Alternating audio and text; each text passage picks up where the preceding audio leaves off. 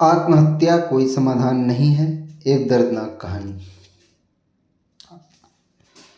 उसे जीना नहीं था, वो खुद को ख़त्म कर देना चाहती थी। उसके दिमाग में हमेशा ये विचार आ रहा था।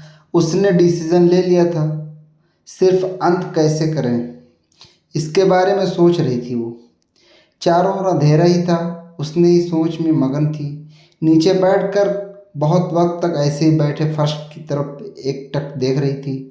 पति के धोखाबाजी से ममता अंदर से टूट गई थी। उसके बोले हुए वो शब्द ममता के दिल में घाव कर रहे थे। इस बार अजय ने तो हद पार कर दी थी। अब और जीने की कोई अर्थ ही नहीं बचा था। अब खुद को ख़त्म कर दूं, इसके सिवाय दूसरा विचार उसके मन में आ ही नहीं रहा था। दोनों बच्चों की गहरी नींद में थे। एक नज़र उनकी तरफ देखा, उनके सिर पर प्यार से हाथ फेरा। आंखों में आंसुओं की धारा बहने लगी थी। उसने मन में एक दृढ़ निश्चय किया था। रात के 2 बजे थे, हर तरफ बहुत सन्नाटा था और वो धीरे से उठी और दूसरे रूम में गई। गले में फांसी का फंदा डालने ही वाली थी, तभी कुछ गिरने की आवाज़ आई।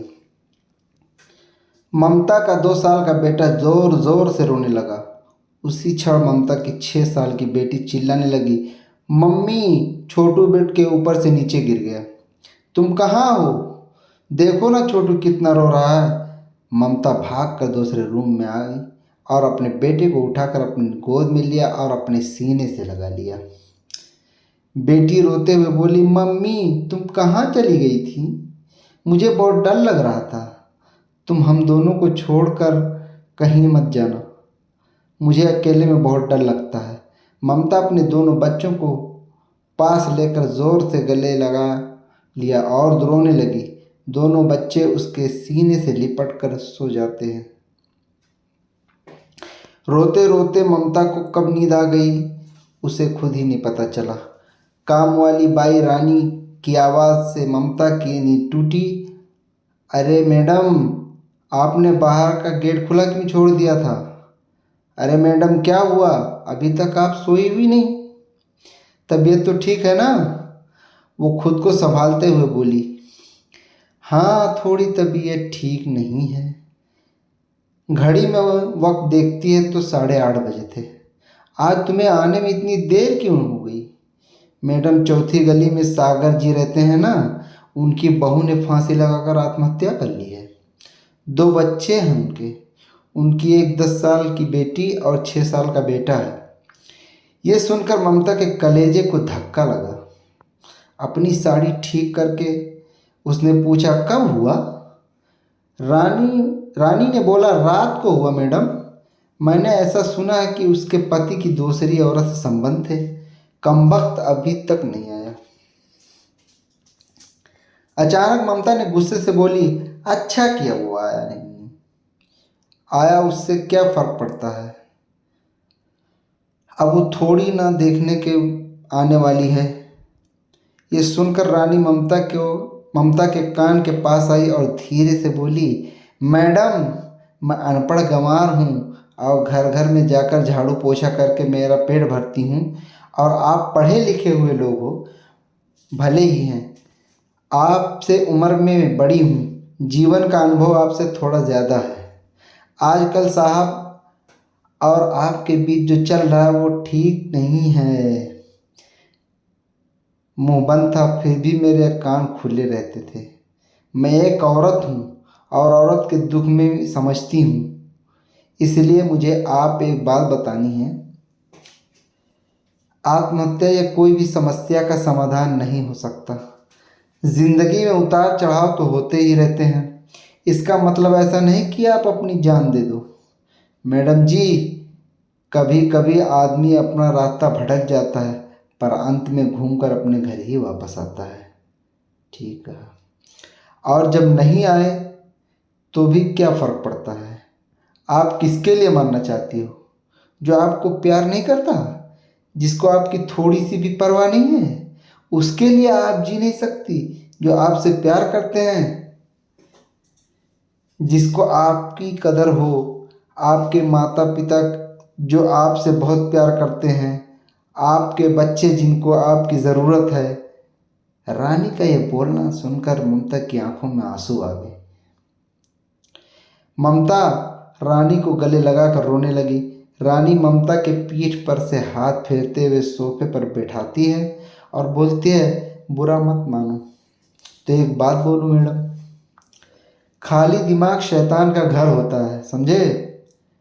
आप घर में बैठकर फालतू बातों को सोचते हो।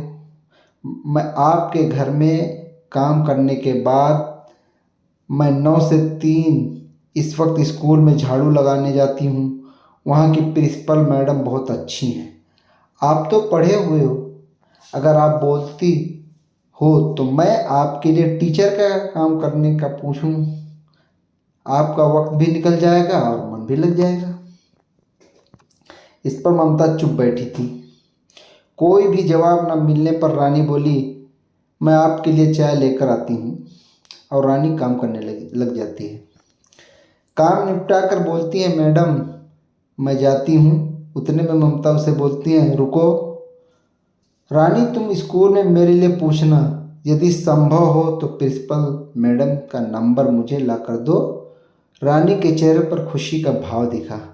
रानी ममता के पास जाकर बैठी और धीरे से बोली, मैडम मैंने दूसरे रूम में बेड पर स्टूल रखा हुआ देखा था। ऐसा आप कभी भी मत करना। यह आपका घर है, इसे बचाने को आपसे जो हो सके वो कीजिए। बिना लड़े आपने हार मान ली। रानी ममता के हाथ अपने हाथ में लेकर बोली, मैडम एक फिल्म में एक हीरो ने कहा ये डायलॉग, लड़ाई लड़कर जीती जाती है, मरकर नहीं, क्योंकि मुर्दे कभी लड़ा नहीं करते। रानी हाथ नचाते हुए ऐसे बोलने लगी। ये देखकर ममता को बहुत हंसना आया। रानी का बोलना सुनकर ममता का मन हल्का हो गया और उसे एक नई आशा की किरण भी दिखी। वो अलमारी में से अपने सर्टिफिकेट निकालने लगी। दोस्तों, पति पत्नी का रिश्ता ये बहुत स्नेही होता है। भगवान से यही दुआ करता हूँ कि कोई भी पति पत्नी के जीवन में ऐसा मोड़ ना आए। अगर आया भी तो आत्महत्या या उसका इलाज नहीं है। जीवन में कोई भी समस्या का आत्महत्या या समाधान ना हो। और आत्महत्या कोई समाधान नहीं होता है, क्योंकि हम अपने पीछे अपने छोटे छोटे बच्चों को छोड़ जाते हैं।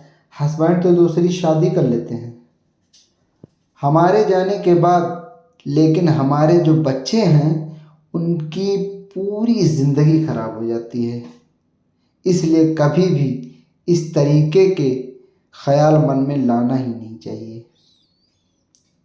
अगर आप लोगों को वीडियो पसंद आया तो इसे लाइक कर देना, चैनल को सब्सक्राइब कर देना और वीडियो को ज़्यादा से ज़्यादा लोगों को शेयर करना।